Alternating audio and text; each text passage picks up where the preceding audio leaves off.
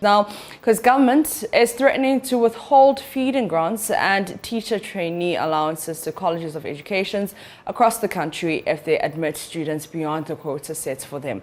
Now, the Ghana Tertiary Education Commission, in a letter addressed to principals of colleges of education, directed the schools to admit a defined number of students for the 2022-2023 academic year. Kweku Asante joins me on phone with details of this directive. Kweku joins me on Zoom. Kweku, first, what is the content of this letter? So this letter, like you said, signed by Professor Ahmed Dinapo, the Deputy Director General for the Ghana Tertiary Education Committee, says that please be informed that there are permissible admission figures for entry into level 100 at the colleges of education in the 2022-2023 academic year. Please be informed that the allocation cannot be varied and must strictly be adhered to. For the avoidance of doubt, payment of feeding grants and training allowances will be guided by these numbers.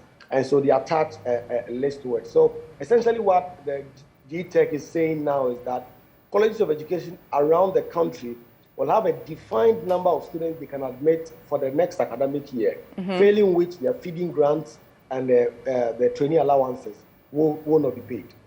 Attached to the letter are the various colleges and the number of students they are required to admit. Can you run us through a number of them? So there are about 32 of these schools that are attached to this letter. Let me do a number of them. Abetifi Presbyterian College of Education, for instance, are permitted to only admit 300 students in the next academic year. The Accra College of Education are also permitted to admit 295 students. At that college, 250. Agogo Presbyterian Women's College of Education, 291.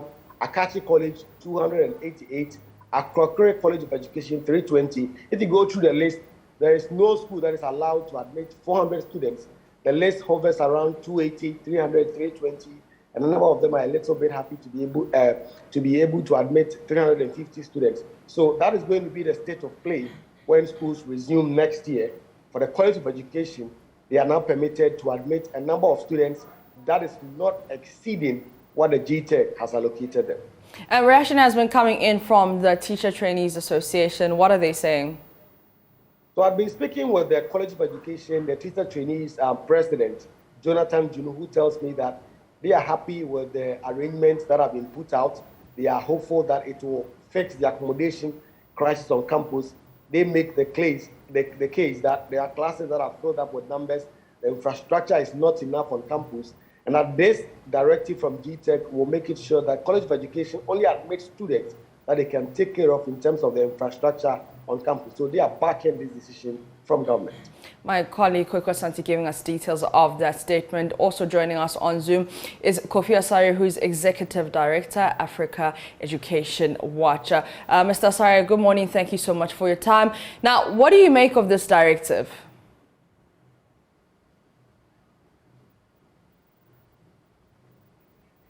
Mr. Asare, if you can please unmute yourself for me. Yeah, good morning and good morning to your audience. I think this was expected. It wasn't possible for government to sustain the payment of teacher training allowances. As it wasn't possible in the past, so shall it be today and in the future. We indicated to government that spending 240 million in feeding adult learners who are tertiary students was wasteful expenditure. The government went ahead, and then now we are seeing government struggling to finance the payment of the allowance. As we speak, by the time the finance minister went to to parliament, the teacher trainee allowance was in arrears of 4 months, which means that only one semester's allocation had been disbursed. So if government on one breath claims that without the allowance, teachers cannot go to school because they are so poor, when we ask ourselves, so why have they been in school up to December when the allowance is actually in arrears? So this is not a sustainable policy. In 2014, we saw the same thing happening. Between 2006 and 2014, there were quotas in all these schools, restricting intake simply because government couldn't afford paying a certain quantum of money as teacher training allowance. So this quota has been there for about 15 years. And then we advocated the removal of the quota because it restricted access to quality of education. And then it was removed in 2015. which increased enrollment by 60% in 2016. Unfortunately, we've had it being reintroduced today because of the same reasons why it was taken off in 2014, 2015, which is the lack of funds. So it is expected. Let me indicate that the statement that the Teacher Trainee Association has released is just a political response, to a serious educational issue. I don't think they want Ghanaians to believe that the quota was imposed because colleges of education were choked. I mean, it's very, very laughable to assume that one would expect Ghanaians to believe that the quotas have been imposed because the schools are choked. That is not the reason. Government has never admitted that any college of education is choked. And I believe that the principals of the colleges, in their wisdom, will never admit students when the schools are choked. So that is not the case. The case is that the cutoffs have been imposed because government can only pay a certain amount of money as trainee allowance. And that is part of what we are going through under the IMF program. The net hiring freeze policy that has been imposed in the public sector is not only a freeze on employment, but it also requires that you cut on your compensation budget line. And the teacher trainee allowance is a major compensation budget line in the education sector. So it is not surprising that government is unable to increase that amount, and for that matter has to reduce intake by 30% into colleges of education for 2013. So, Mr. Asare, what's the best way forward?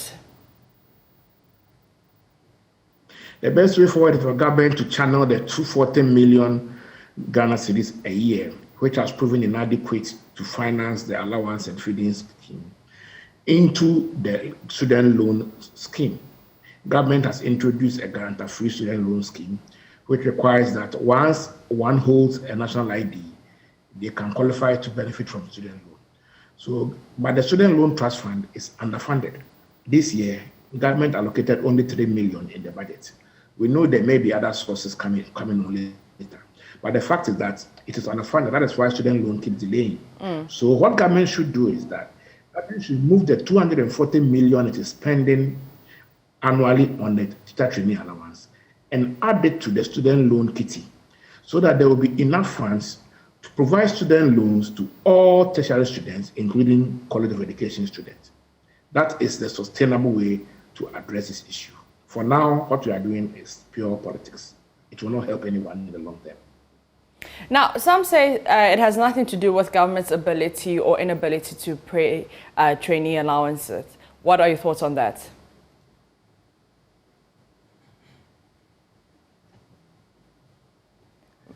It has everything. It has everything to do with politics. Everything about this is politics. As I'm saying, this policy is not new. It was there for about 15, 16, 17 years. And it took a lot of civil society campaign to get the government in 2014 or so to jettison it. Let me indicate that in 2014, the then government actually jettisoned it, not because of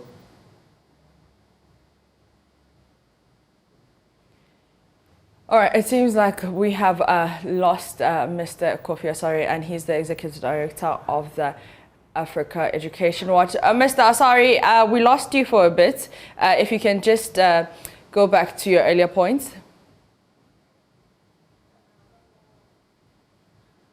Mr. Asare, if you can hear me. Okay, cool. Yeah, we lost you a bit, so can you just repeat what you were saying?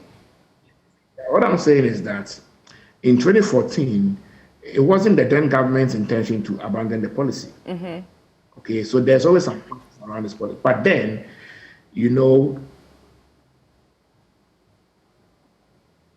was an IMF conditional policy. Unfortunately, we've waited for another IMF conditionality to compel us to begin cutting down on how much we are spending on that policy. It is sad that policymakers will always wait for external actors to come and instruct them to reduce your compensation budget line before appreciating spending efficiency and cost expenditure rationalization. I would expect that in a year when Ghana has received the lowest share of the education allocation, which is only 12.9% of the budget being allocated to education, the first time in about 20 years. I would have expected that such a decline, such a minimal allocation of public resources to education should have been accompanied by a holistic attempt to reduce waste, with the little that we have. And that should have started with the deletion or the scrapping of the teacher training allowance budget line. Unfortunately, because it is politically expedient, it didn't happen. I hope that as we move into next year, government itself will continue to realize that keeping such wasteful expenses on its books will only come and hurt the education sector. Thank you so much for your time. Kofi Asare is Executive Director of Africa Education Watch.